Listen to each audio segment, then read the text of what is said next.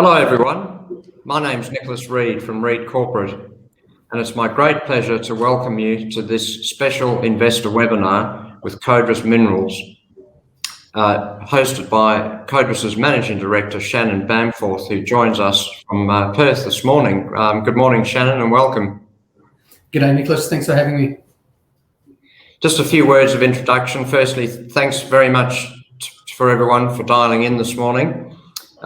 It's great to have Codrus presenting this morning. Codrus, ASX code CDR, listed recently on the ASX following a highly successful IPO. The company raised $8 million in a heavily oversubscribed IPO, and it's just starting out its life as an ASX exploration company. The company's announced today the start of its maiden drilling program, a diamond drilling program at the Silver Swan South Project, 20 kilometres north of Kalgoorlie, and Shannon's going to give us a real insight into this program and what investors can expect over the coming weeks and months. Just by way of additional background, for those of you who may not be aware, the company was a spin-out of the Australian and US exploration assets of Blackstone Minerals, the well-known and very successful nickel development company focused in Vietnam. And it's basically starting its life highly leveraged to exploration success with a 15 million market cap on listing and a very attractive enterprise value, and obviously a strong balance sheet and a portfolio of gold exploration assets in fantastic locations. So Shannon's going to talk us through that and explain a little bit more about the upcoming programs that will unfold following this maiden drilling program. For everyone who's dialed in, we'd welcome your questions as well, and we'll deal with those once Shannon has run through the presentation. There's a Q&A tab on the right-hand side of your screen, so please go to that Q&A tab, fire your questions in, and I promise that I'll put all of them to Shannon. He'll be delighted to take them. So with that introduction aside, I'd now like to hand over to Shannon to please walk us through the presentation, and we look forward to taking your questions at the end. Shannon, please go ahead. Thanks, Nicholas. We'll go through and just have a look at the usual disclaimers, so please read those in your own time. Look, I think the wonderful thing that we have in Codrus Minerals is that we're a gold-focused team in Tier 1 jurisdictions around the globe, with 4 assets that each have genuine opportunity for exploration success. Within the company, we don't have any stocking filler projects, so that's a real differentiator from what we see across the market. And interestingly, from a corporate perspective, there's no cheap money in here. Because we came as a spin out of the assets out of Blackstone Minerals, there is no cheap seed or cheap money. Everyone that owns a share in Blackstone at the date of the IPO had paid their 20 cents for that share. Each of the projects also has economic intercepts from historic work by previous explorers, whether that be in the 70s, 80s or 90s, or more recently if that work was conducted by Blackstone Minerals.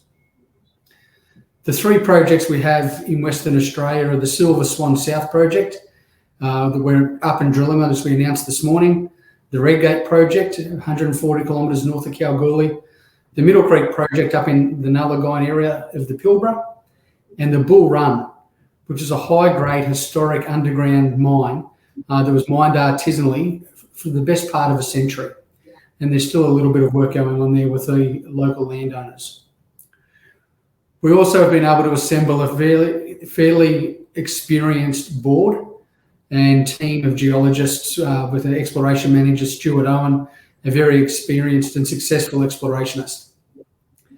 The IPO was really strongly supported, and we were very happy to be able to close with the maximum at the IPO of $8 million. It gives us a really good budget to move forward and really test our projects with some methodical and well thought out exploration. And Blackstone will sit on the register as our major shareholder, and their shares are held in escrow for 2 years. So we've got a very supportive major or mid-tier sitting in the corner supporting us on our journey forward. So in all, we've got 75 million shares on issue. The share price assets at listing was at 20 cents, and we've been a cent above and a cent below our listing price since we commenced trading. So our market cap is still 15 million there or thereabouts. And again, as I said, we've still got that 8 million in cash that's really going to be a supportive tool for us with our exploration.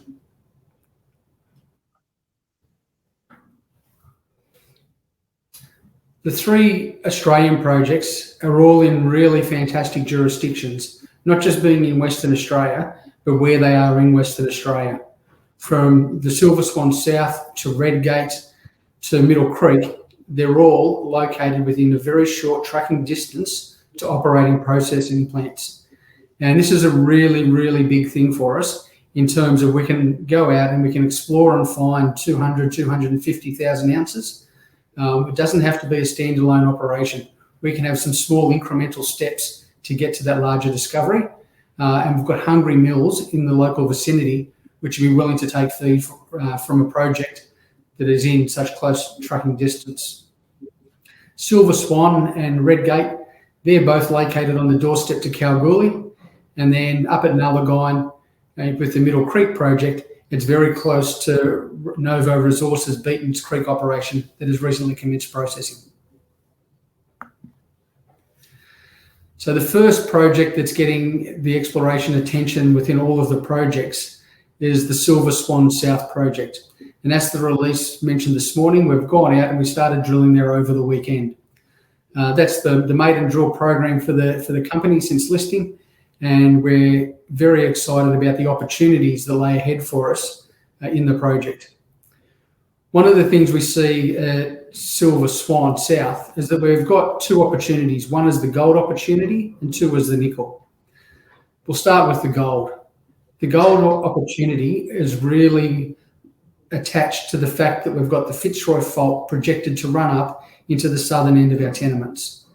The Fitzroy Fault is the controlling structure on mineralisation at Kanowna Belle, a plus 5 million ounce standout mine. And we can see that along that structure there has been other small anomalous zones of mineralisation, and where we actually go into the Blackstone, the old Blackstone tenements, which are now the Codrus tenements, we can see that at Black Eagle and at Black Hawk, we've got gold mineralisation quite proximal to the trace of that projected structure. And so when we've actually gone in there with the air core rig on wide space drilling, we've seen that anomalous drill results. And some of them are right on the base of cover. So in this area, one of the exploration models for it 3 decades ago was really that it was paleo channel gold, shallow, free milling, easy milling paleo channel gold. So all of the historic drilling drilled to the base of paleo, nothing actually drilled down into bedrock and into the underlying geology. So right on that interface from at the base of the transported cover, we can see some wonderful intercepts, 11 metres at 2.9 and 7 metres at 1.3 that have never been followed up. And when we start to think about the nickel opportunity, we can see that to the north of the diagram, we can see the Black Swan and Silver Swan nickel sulfide mines. These are extremely high-grade nickel sulfide mines. And more recently, Poseidon has been drilling there at the Golden Swan discovery with some wonderful nickel results yet again. And we sit in the ultramafics that are down to the south in a long trend of the Silver Swan deposits. And historical air core drilling, not into fresh bedrock, saw 16 metres at 0.6 nickel. So that is a really interesting little zone of nickel that we see in there for us to chase further. Work that was done by Blackstone before the tenements were vended in to Black Falcon, one of the main things they did was putting in some moving loop EM. And we know that moving loop EM is a wonderful tool for picking up conductive ore bodies or structures or lithologies. And where we've seen the contact with this ultramafic, we find that it is coincident with a moving loop EM plate. So there's no guarantees that this is a nickel sulfide ore body or a sulfide body of any shape. Maybe it's a structure that's loaded up with sulfides, and worst case scenario, maybe it is just a conductive lithological unit. though in the shallow air core drilling, we haven't seen anything that would actually identify as a conductive unit from lithology. The drill planning here and where we're starting with our first holes at Silver Swan South is we're drilling from the east of screen in the cross section there, down through the ultramafic body, through the moving loop EM plate, and covering off vertically below those two nice gold intercepts that we could see with that 10 metres at plus 3 grams. So that hole is underway and we'll watch it with great intent. And that hole and the geology that we see in that hole and the structure will help inform our future drilling at this area. Whilst we have the rig at Silver Swan South, we'll also be testing Black Hawk and Black Falcon, two other really robust projects.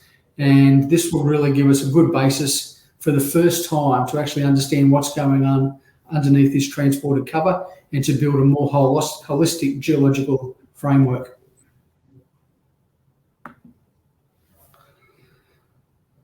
Once we finish at Silver Swan South, we'll be moving our attention across to Porphyry. Porphyry North, Porphyry East, and Conto Springs projects, they're all within the bigger and larger Redgate project area. The mineralisation that's been identified within the Redgate project is very similar to the mineralisation seen at the old Porphyry mine, a mine that was mined in the 80s and then more recently by Saracen, now Northern Star, with the ore being shipped back to Carosue Dam. What we see at Redgate is that we have a similar setting and style of mineralisation to what was seen at Porphyry. There was some historic drilling at Porphyry North, and that was a very large program there that was done by multiple explorers, and it was some wonderful shallow high-grade hits, but it's been drilled at depth, and there's nothing really there that sort of says we have great opportunity. But on looking at that and what was geologically evident at Porphyry North, the Blackstone Minerals team have recently gone and done IP surveying through the southwestern part of the project area. And this identified some nice IP anomalies. And we can also see that historic drilling here has again intersected some really interesting numbers. So at Porphyry East, we can see 10 metres at 8.5 grams a tonne. Porphyry West, 12 at 9 and 13 at 3. And these haven't been followed up at depth. And being able to use the IP as a tool to help us understand where we might be chasing these targets at depth can be very handy. So what we can see, and we'll start on the right of screen, is we can see this mineralisation in shallow at Porphyry North. In and of itself, this is very shallow and it's not an economic ore body. But we can see there is a concentration of mineralisation in that area. What we could take from doing the IP surveying was we could get a correlation that we could see chargeability at Porphyry North where the mineralisation is. And then we extend that survey further to the south, we can see that some of the areas at Porphyry West, where we had some of those wonderful intercepts, show some rather nice chargeable anomalies that haven't been sufficiently drill tested. And they sit below and around some very nice mineralisation. If we look to the image to the left of screen, a plan view where we can actually start to see the anomalies, where we can see some geochemistry at Porphyry West that ties in with the IP anomaly. But when we go down to Conto Springs, we can see a new IP anomaly that has not got any soil sampling around it to actually help it out, and there is no drilling down there as well. Another thing to note, again, at Redgate, is all of the work that has been done has been in the very southwest of the tenement. And this is predicated on the fact that that is where there is outcrop. So previous explorers have been able to come up and see the outcrop and see some structure and start to put in a little bit of drilling, and then they're followed up in very close proximity to where they could initially find mineralisation. Once we actually understand what's going on at Porphyry North and Porphyry West and Conto Springs, we could potentially look to move to the east and to the north undercover. That is still a very large open area. The tenement holding at Redgate is some 135 square kilometres. So it gives us a wonderful opportunity there to go blind. And I think we're all hearing that blind discoveries are the next big discoveries in the exploration industry in Western Australia. If we move through to the Nullagine and our Middle Creek project. So we're sitting about 6 kilometres, 7 kilometres out of Nullagine itself. And what we can see in the Nullagine area, that was the Millennium Minerals were mining in the area. They unfortunately recently had operational and commercial issues that forced them to close down. But their processing plant has since been bought by Novo Resources, who are currently mining and processing the Beatons Creek mine. And what we can see is that we've got a whole range of little mineralised ore bodies right the way through this district. Some have been mined decades ago, like the Blue Spec and Golden Spec mines to the north of our tenement holding. But what we've seen here is, in our opinion, it is myopic exploration. The way they explored and the methodology of exploration in the district was you had to be adjacent to either the large faults, the Middle Creek fault to the south, or the Blue Spec fault to the north. And then you look for arsenic anomalism along those faults, and then you drilled out from there. And that did discover a significant amount of mineralisation. But what is telling is that in the middle of those two faults, over our entire tenure, there is no drilling. And what we see geologically in many, many locations is where there is two large faults, there is also a multitude of smaller faults. And these smaller faults are generally coming down and plumbing into the same fluid systems that the larger faults are. So that was the predication for going up and pegging these tenements. So Blackstone did that in their own right, and then went up and did some soil sampling. What was interesting is as soon as they started doing some soil sampling, we started to see that there was some nice soils trends starting to occur, both in gold and in arsenic. And so again, just to reiterate, there is no drilling on this project and in the area that is surrounded by mineralisation. And on the first soils program, the guys have been able to come back with some significant anomalism. Another interesting one is we're having rock chips going back plus 3 grams, some up to 5 grams and some over 10. And what we can say is that in Western Australia, in the Yilgarn and up here and where we've seen most of this work up in the Nullagine area, it's very rare that you see rock chips grading at that level. So that was a wonderful encouragement for us to get onto the ground. Just go back a slide. And what we'll be doing whilst we're up here at Nullagine is towards the end of this year, we're going up and doing some structural mapping to try and really put these anomalies into context. And then we might even look at coming in with some IP surveying to really help target the drilling at slightly deeper sulfide ore bodies. So we've got a number of opportunities here to continue to work up, and we look forward to getting on the ground. We'll be on the ground up at Nullagine this calendar year doing some more footwork and groundwork. And then once we get into probably April next year, we'll have the rig up at Nullagine and look to be doing some drilling in that area. Our fourth project, and one that I believe has great excitement attached to it, is the Bull Run project in Oregon in the USA. Historically, Oregon had an exploration gold rush that started in the 1860s and ran through into the early 1900s. It started with placer claims, so looking at the alluvials in the base of streams. And then when they started to work to the extinguishment of the alluvials, the prospectors started to work their ways up to the headwaters of the streams and up into the hills, where they started to define lode claims. So generally quartz veins and structures that were very high grade, somewhat narrow, but very high grade, and they would then drive in off the side of the mountains and mining these narrow veins. At the Bull Run project, the Blackstone team met with the vendor of the Bull Run project and went down there and had a look originally for some cobalt mineralisation. But on further investigation, they found that they really found the gold opportunity quite interesting. What is happening here is that we still have the owners of the Bull Run project, the core of the project. They still take 1 or 2 cuts a year of plus 30 gram dirt on a very narrow quartz vein. Obviously not economic from a modern perspective and from a perspective that would be of interest to Codrus, but it shows that we're in a mineralised system, a strongly mineralised system.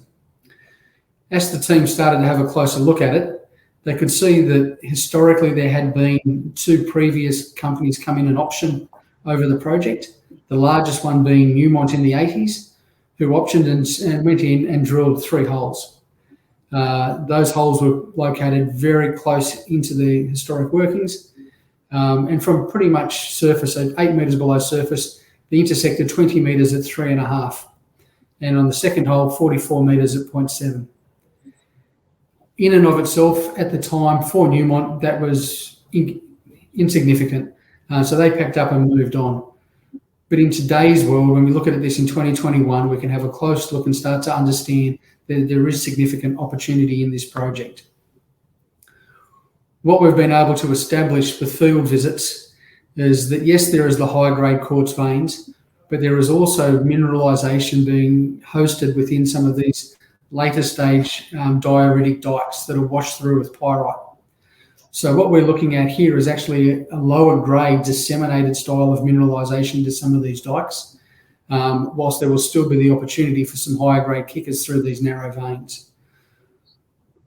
With the option agreement that we have with the owners on these projects, that's 11 mining claims we have an option agreement over. We then have another 79 mining claims that ring fence all of the geochemistry anomalism that we saw when we went in and did some geochemistry. So for those tenements, or the mining claims in the Bull Run project that are subject to the option agreement, that's a fairly cheap one for us. That's $25,000 a year for 4 years, and we can explore as much as we want. And if we decide to buy the project, then we can buy it out for $1 million. So that's a fairly cheap entry into such a exciting and well mineralised system. So we're looking forward to getting on the ground in this part of the world in the coming months, initially with an induced polarisation survey to seeing if we can actually map some of the structures and veins and the intersection of those with these dioritic dikes. And then we'll be drilling, and drilling will commence depending on the turnaround time of the IP survey, either late this year or very early in the coming year. And we're highly excited that we've actually got a very supportive regime in Oregon. The Grassy Mountain mine, some 60 kilometres to the south of us, as a mine that's going through the permitting process in Oregon at the current time. And they've been able to demonstrate that it is absolutely doable in Oregon at the current time.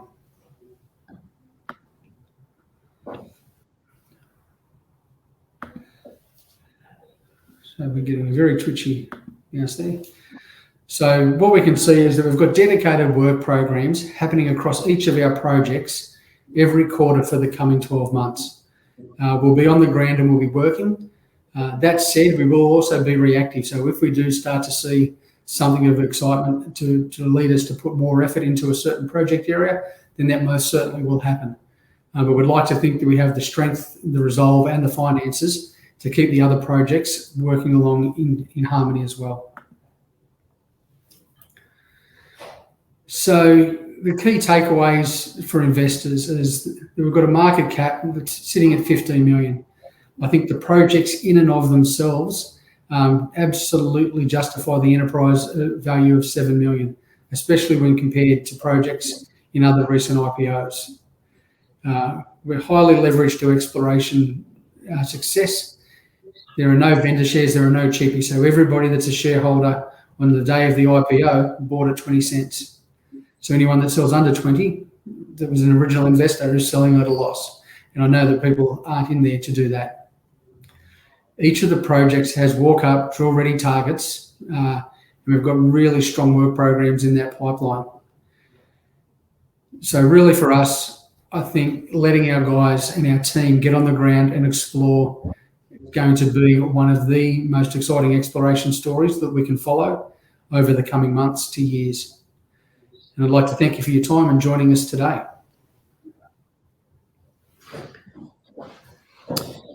Thanks very much, Shannan. Just a reminder to everyone listening in to please fire in your questions. Just use the Q&A tab on the right-hand side of the screen, and I'll put your questions directly to Shannan.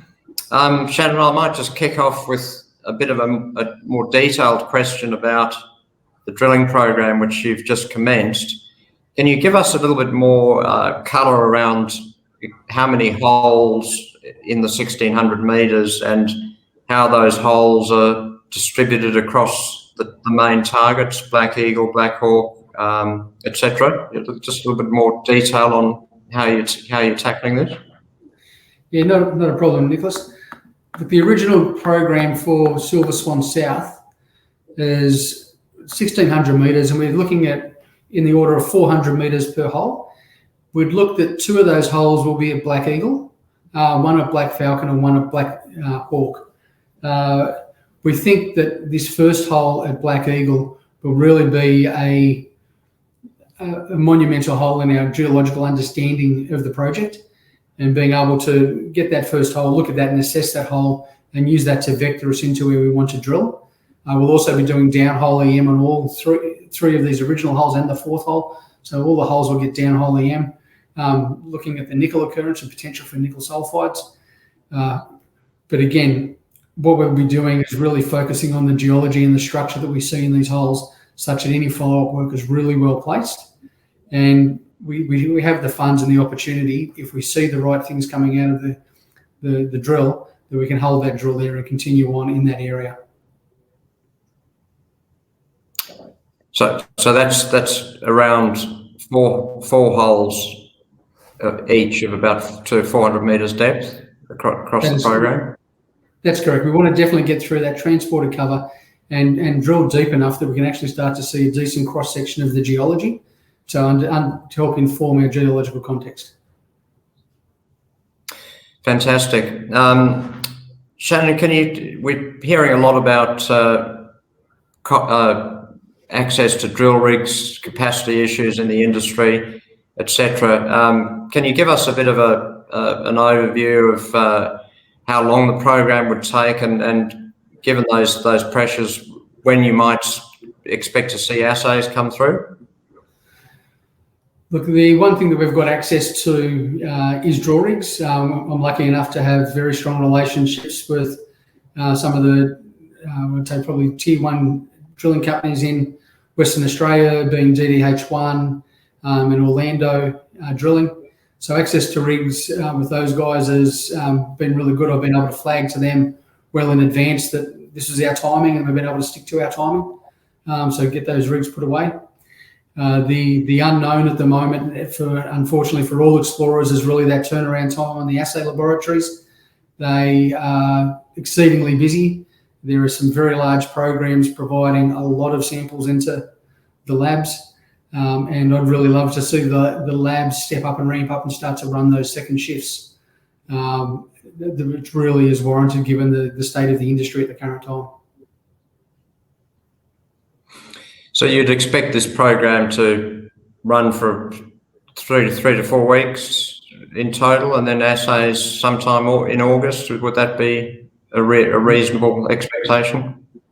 Look, all things being equal, if we got assay results early September, I'd still be quite happy with that, given the backlog that we see in the labs and the fact that we are a relatively small player, so we can't walk into the lab and throw our weight around.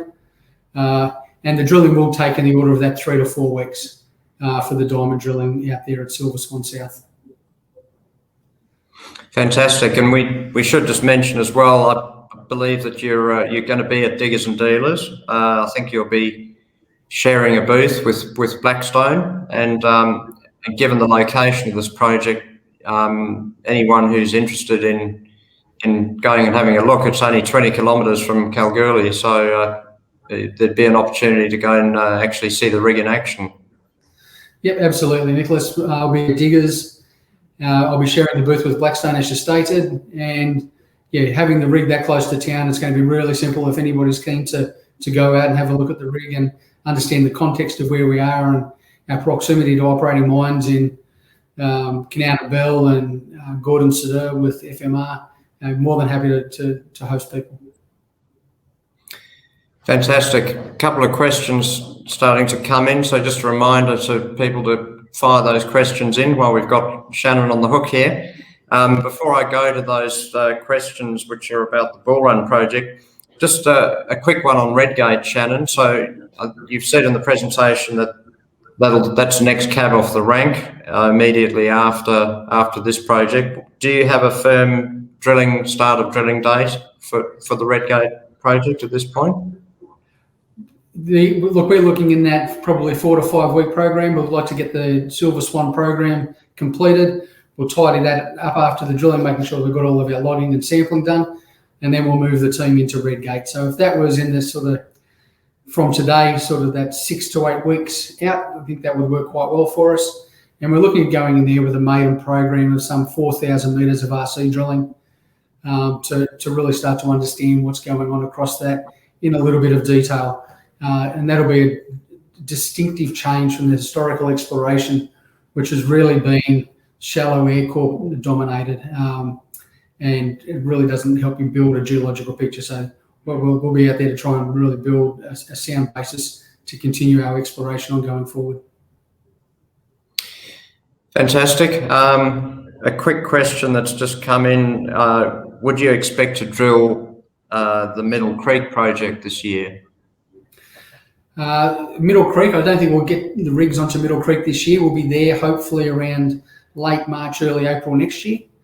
Obviously, that's an area of the world where if you're a single rig, small drilling program with the cyclone season, we'd like to see the cyclone season out to de-risk ourselves in terms of standby and really inefficient use of funds, trying to work in that cyclone period. So as soon as we get through that, we'll be up to Nullagine and drilling. Excellent. Couple of questions from Peter Arden from Bell Potter over in Melbourne. Firstly, Peter says, does the Bull Run project have any potential for other metals such as copper or silver and other types of mineralisation such as porphyry or epithermal styles? Yeah, that's a great question from Peter. And look, when we look at the Bull Run project, the district really does have that flavour that you could be into a porphyry territory. We interpret these veins and what we're seeing in these dioritic dikes to be a sub-form of epithermals. So look, I think there is a lot of opportunity there. And I think alluded to in the presentation that the vendor originally got the interest of Blackstone talking about cobalt. But we look at this and we'll be making sure that we assay everything for copper as well. In that eastern part of Oregon, there is historic copper mines. And look, we're really having a look at Oregon as a first mover. There's not a great exploration industry in the junior space in the USA. It's really predicated by the majors that are looking for massive multi-million ounce discoveries. So this is really a great opportunity for us to be first mover into an area that we believe has been overlooked for its exploration credentials. Thanks, Shannan. Peter has also asked in relation to the Bull Run project in terms of drilling contractor availability, particularly for RC, is there reasonable availability in that part of the world? RC is not the greatest strength in the US drilling industry. It is there, it is available, but there is definitely diamond availability, and I've already been in contact with 3 reputable providers for diamond drilling over there, as well as geophysical companies to take off in the near term to start the IP surveying. Fantastic. Thanks very much, Shannan. One other question, an investor just asked again just about drilling dates. If you could possibly give us a drilling start date roughly for the Bull Run project in Oregon. So we'll be looking to start the Bull Run project and drilling around Christmas. We'll be able to get in and get up onto the ground. It's high country, so we'll have no access. There'll be a little bit of snow on the ground, but that'll be fine for us. And we'll be able to work through that. Hopefully we can get on there in December. And if not, a late start would be January for us. Fantastic. Thanks very much. Sorry, Peter's just asked me to clarify that he has actually, he recently did leave Bell Potter. Apologies, I'd forgotten that, and he's now running his own independent research business. So apologies for that, Peter. So look, I think that covers all the questions that have come across from the Q&A tab, Shannon. So we'll probably wrap it up there. Thanks very much. Any closing comments you'd just like to leave investors with before we close off? Yeah, thanks, Nicholas. I think it's been a very rapid fire transition from IPO into exploration, being sort of in that sub 3 week category to get us in and on the ground and running. So look, we're really enthusiastic. We are passionate about exploration and spending the money in the ground and trying to create shareholder value. To everyone that's dialed in today, thank you very much for your time. And if there are questions that come to you after this presentation, please feel free to reach out and contact me directly. Thanks, Nicholas. Thanks, Shannon. And just a reminder to everyone that we will have a recording available of this webinar shortly. It will be emailed out. It'll be posted to YouTube and through the company's socials and available on the website as well. So thanks very much for your time. Thanks for joining us. Thank you for your questions. And to Shannon and the Codrus Minerals team, best of luck. An exciting story, ready to go, drilling underway, and watch this space. Thanks very much for your time. Thank you.